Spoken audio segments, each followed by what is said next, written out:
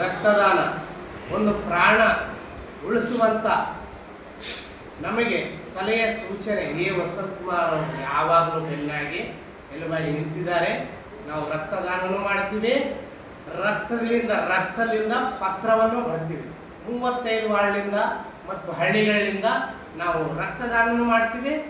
ರಕ್ತ ಲೆಟ್ರ್ಗಳನ್ನು CMಗೆ ಹರಿಗೆ ಅವರಿಗೆ ಈ ಲೆಟ್ರ್ಗಳನ್ನು ನಾವು ಬರೆದು ನಾವು ತಲುಪಿಸ್ತೀವಿ. ಆದರೆ ಇಷ್ಟು ಬಂದು ಕೇಳಂಗಿಲ್ಲ. ನಮ್ಮ ಹೋರಾಟ ಯಾವಾಗಲೂ ನಮ್ಮ ರಕ್ತದಾನ ಆಗಲಿ, ನಮ್ಮ ಲೆಟ್ರ್ ಬರೋದಾಗಲಿ, ಬಟ್ ನಮ್ಮ ಕೆಲಸ ನಮ್ಮ ಹೋರಾಟ ಹೇಳ್ತಾರೆ. ಯಾಕಂದರೆ ನಾವು ಹೇಳಂಗಿಲ್ಲ, ಮಾಡಿ ತೋರಿಸ್ತಾ ಇರ್ತೀವಿ. ಹಾಗಾಗಿ ಖಡ್ಗವನ್ನು ಹಿಡಿದು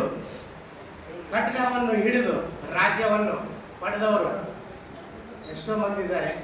ಆದರೆ ಪೆನ್ನು ಹಿಡಿದು ಇಡೀ ಜಗತ್ತನ್ನು ಗೆಲ್ಲುವಂಥ ನಮ್ಮ ಡಾಕ್ಟರ್ ಬಾಬಾ ಸಾಹೇಬ್ ಅಂಬೇಡ್ಕರ್ ಅವರ ದಾರಿಯಲ್ಲಿ ನಡೀತೇನೆ.